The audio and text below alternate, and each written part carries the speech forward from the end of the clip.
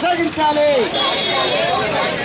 Airport లేని విశాఖపట్నంగా తయారు చేసిన కూటమి ప్రభుత్వం డౌన్ డౌన్.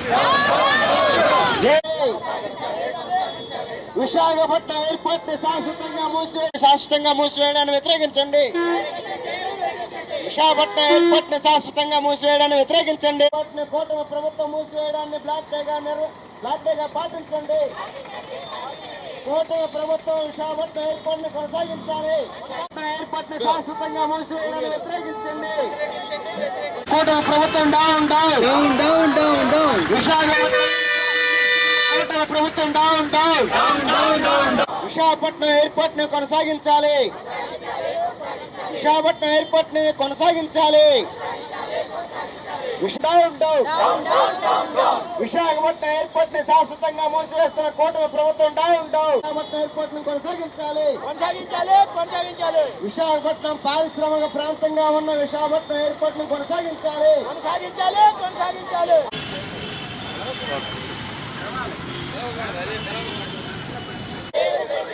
విశాఖపట్నం ఎయిర్పోర్ట్ ని డొమెస్టిక్ ఎయిర్పోర్ట్ గా కొనసాగించాలి. విశాఖపట్నం ఎయిర్పోర్ట్ ని డొమెస్టిక్ ఎయిర్పోర్ట్ గా కొనసాగించాలి. విశాఖపట్నం ఎయిర్పోర్ట్ ని కొనసాగించాలి. విశాఖపట్నం ఎయిర్పోర్ట్ ని శాశ్వతంగా విశాఖపట్నం ఎయిర్పోర్ట్ ని శాశ్వతంగా మూసివేయడాన్ని వ్యతిరేకించండి. విశాఖపట్నం ఎయిర్పోర్ట్ ని డొమెస్టిక్ ఎయిర్పోర్ట్ గా కొనసాగించాలి.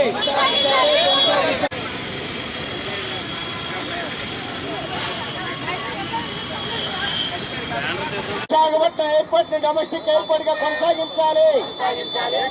వ్యతిరేకించండి. విశాఖపట్నం ఎయిర్పోర్ట్ మూసివేతకు నిరసనగా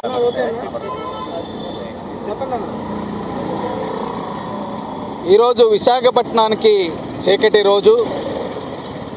జిల్లా వ్యాప్తంగా సిపిఎం పార్టీ విశాఖపట్నం ఎయిర్పోర్ట్ని మూసివేస్తున్నందుకు నిరసనగా నల్ల జెండాలతోటి సిపిఎం పార్టీ నిరసన తెలియజేస్తూ ఉన్నది. చంద్రబాబు నాయుడు నరేంద్ర మోడీ కుట్రతోటి 45 లక్షల సామర్థ్యం కలిగినటువంటి విశాఖపట్నం ఎయిర్పోర్ట్ని శాశ్వతంగా మూసివేస్తూ ఉన్నారు. ఇది అతిపెద్ద అవినీతి కుట్ర.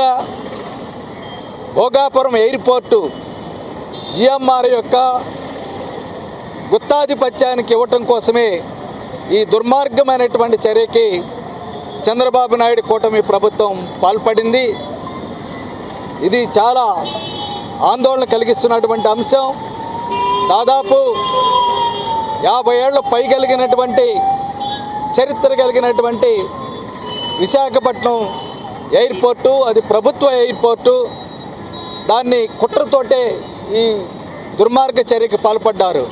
అదేమంటే చంద్రబాబు నాయుడు గారు 2 ఎయిర్పోర్ట్లు ఒకే చోట్ల ఎలా ఉంటాయని అంటూ ఉన్నారు. భోగాపురం ఎయిర్పోర్టు విజయనగరం జిల్లా, విశాఖపట్నం ఎయిర్పోర్టు విశాఖపట్నంలో ఉన్నటువంటిది.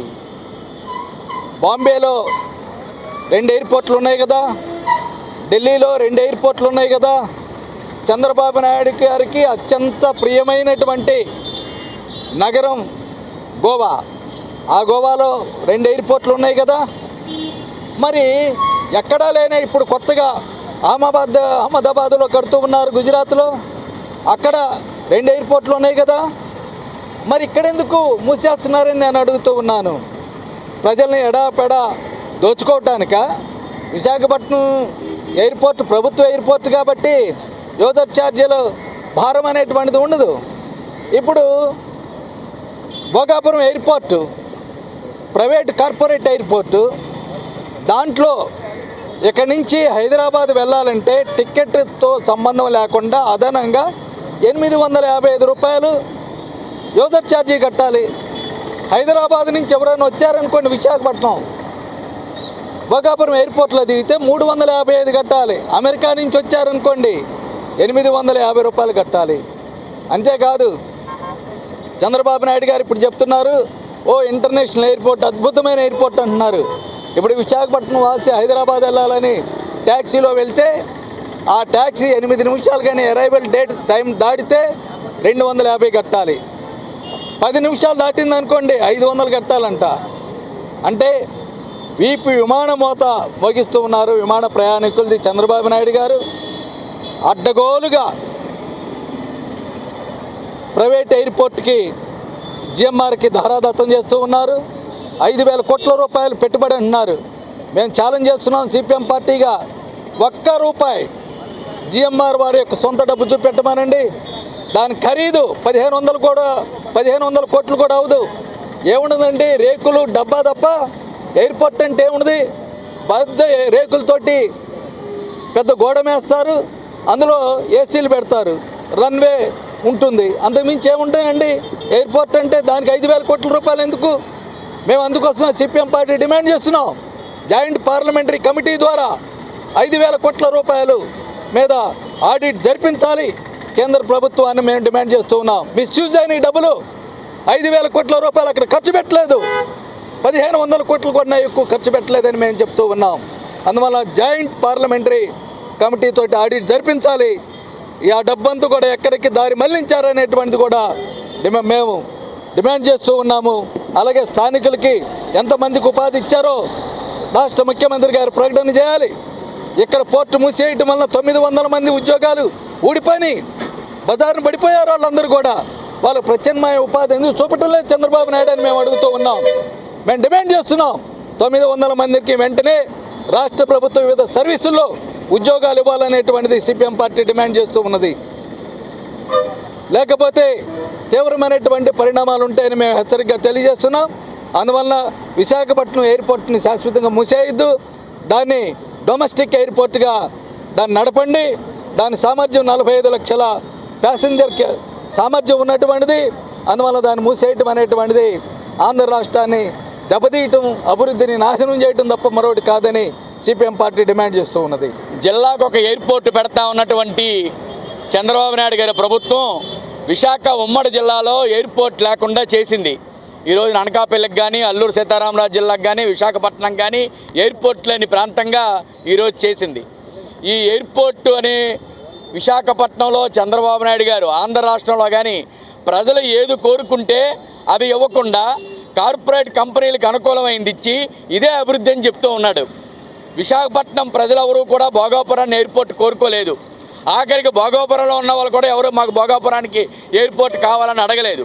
కానీ ఇక్కడ ఎయిర్పోర్ట్ మూసేయొద్దని విశాఖపట్నంలో ఉన్న ప్రజలందరూ కూడా కోరుకుంటూ ఉన్నారు. అయినా విశాఖపట్నం ఎయిర్పోర్ట్ని బలవంతంగా మూసేస్తూ ఉన్నారు. విశాఖపట్నం స్టీల్ ప్లాంట్ని ఈరోజు అమ్మకానికి పెట్టారు.